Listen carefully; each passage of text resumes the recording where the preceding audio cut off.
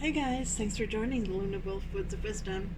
Just a reminder to hit the subscribe button because I will be giving away a prize tarot deck once we hit 1,000 subscribers. So thanks for your support, and please do like, share, and pass the word on because this is a fairly new channel, so it all helps. Okay, so today we will be doing a flip through and first impressions of the Darkwood Tarot by Sasha Graham with art by Abigail Larson. And I don't have enough room to show you the box. However, it is a very nice hardcover box with a magnetic closure. You will not be disappointed. On the inside of the box, there is an image which matches the back of the cards, and there's a ribbon to make it easy to pull out the cards. And on the inside cover, there's a very nice image to match the theme of the deck. And this is the cover. Let's see if I can get that in. Probably not. No, the box is too big to really show you. So this is published by Llewellyn and retails for $32 US. It's a fairly recent release. Well, in 2020 it came out. And so I just got this deck this summer, and I'm looking forward to working with it in the fall, doing some shadow work, and this is a perfect deck to do shadow work with. So I think first we'll do a quick flip through of the cards, and then we'll get into the book itself. Comes with a very detailed, thorough guidebook. So we'll do the flip through. I'm not going to read the titles of the cards because I think you already know the order and the titles probably by this time. So it's just to give you an idea of the artwork.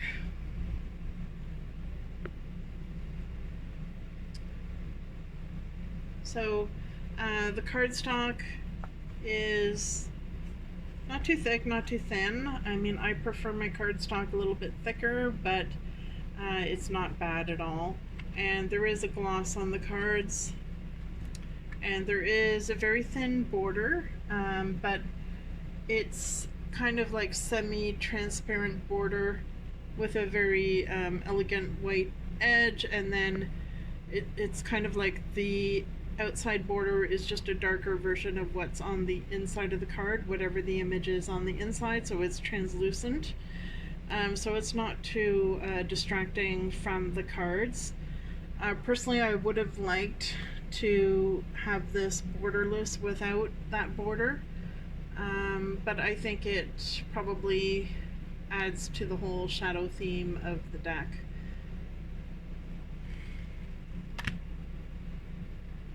So really like the artwork.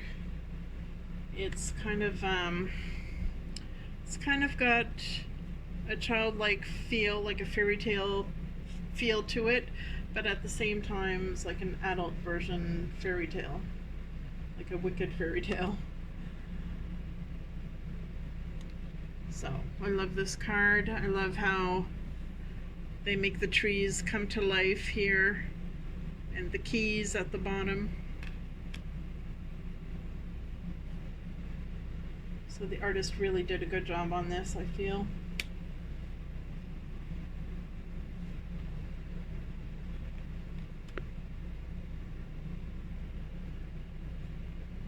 So I haven't actually started using this deck, so I can't comment about how it is to use it, but I've heard from other people that this is a really good deck for shadow work, and they do not regret buying this deck, so it seems like it's highly recommended. And I think it would be good for dealing with childhood issues that may arise when you're doing your shadow work, which oftentimes the issues stem from childhood to some extent.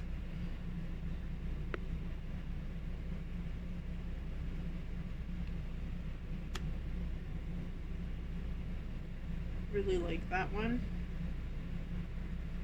Just trying to get it so that it doesn't have the glare, but it's hard because the cards are shiny. And I'm filming this in the evening, so the light is low. I love that tower card.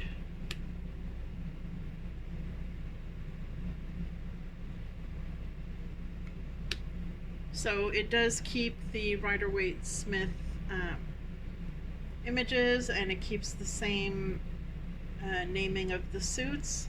So I think it would be easy for both beginners and more advanced people to use it. I think obviously because it's got a fairy tale vibe to it, it's a very gentle deck in terms of doing shadow work. It's not as hard hitting as maybe some other decks would be.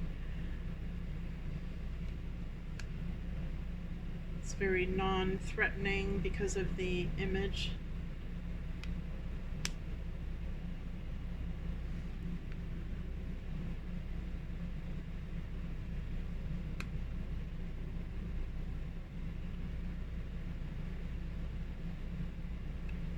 Obviously there's a lot of wood and forest imagery in the cards because the theme of the deck is the dark wood.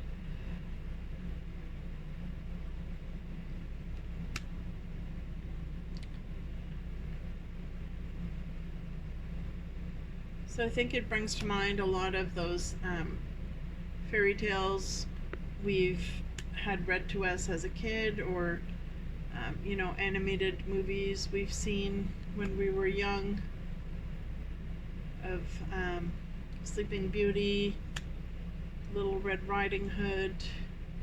Even though it's not directly about that, to me it kind of brings back those memories. Snow White.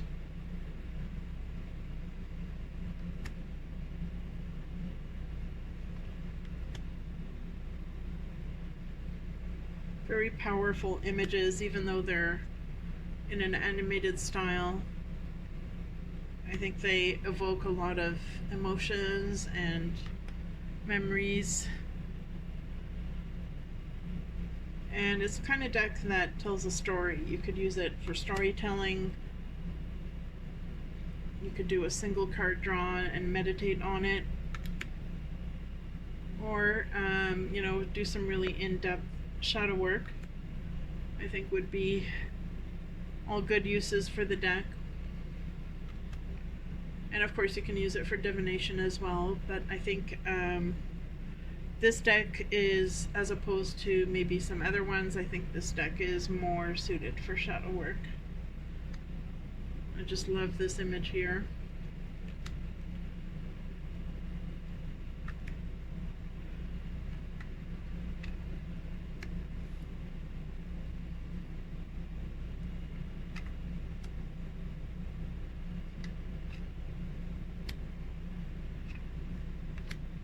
And now we're in the swords.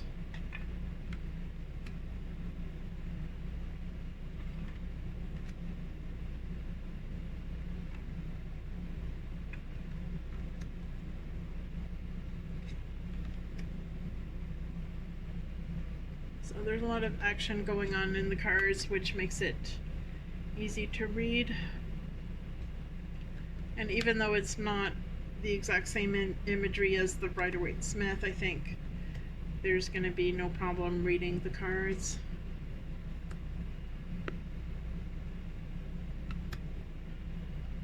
And of course some of the cards do have the same imagery that you would see in Rider-Waite-Smith, but I think the majority have done a fresh take on it.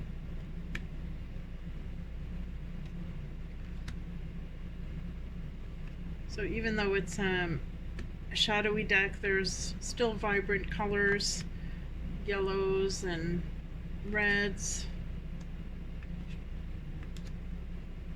pops of green. And not every card is the same palette, so it makes it interesting if you don't get tired of it.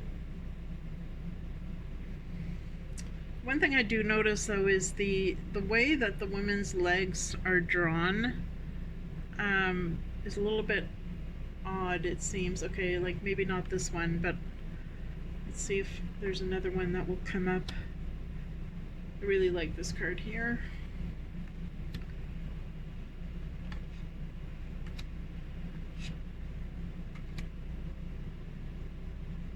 Okay, like maybe you can see it here. It might be hard for you to see, but let me zoom in.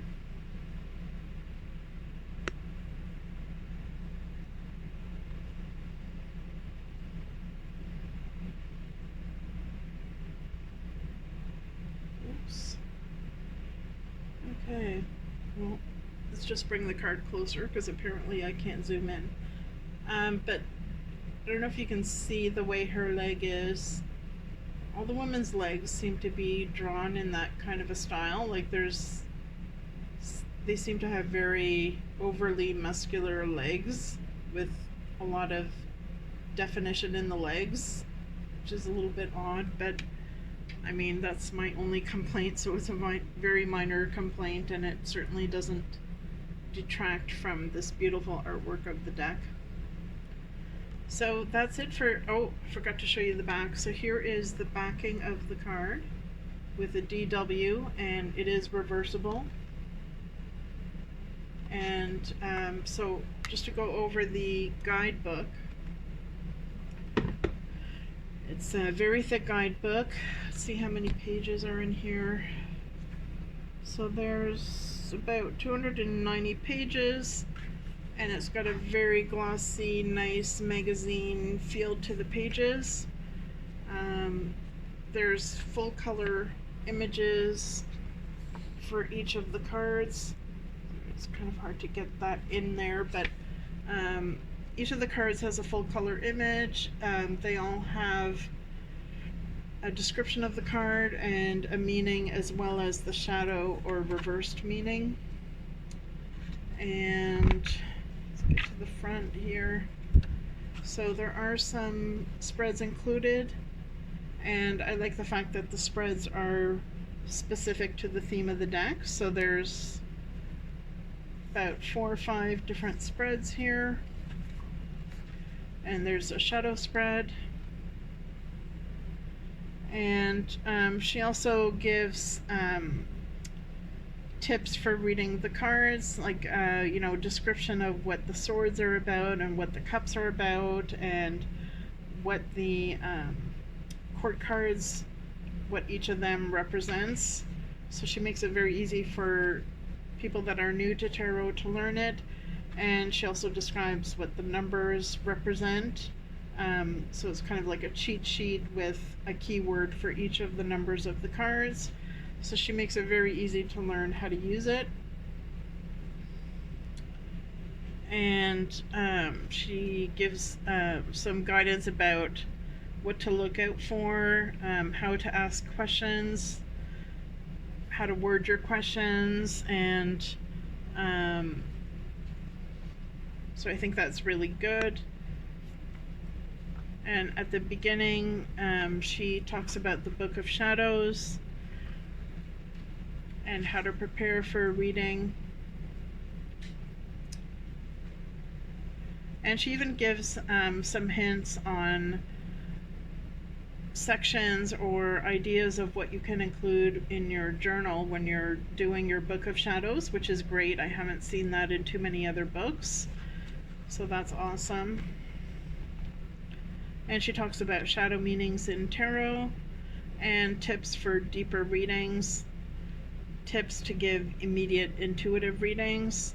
So this is a really good guidebook for both beginners and more advanced. There's tons of information in here. It's really well done, both in terms of information, and the presentation is just beautiful.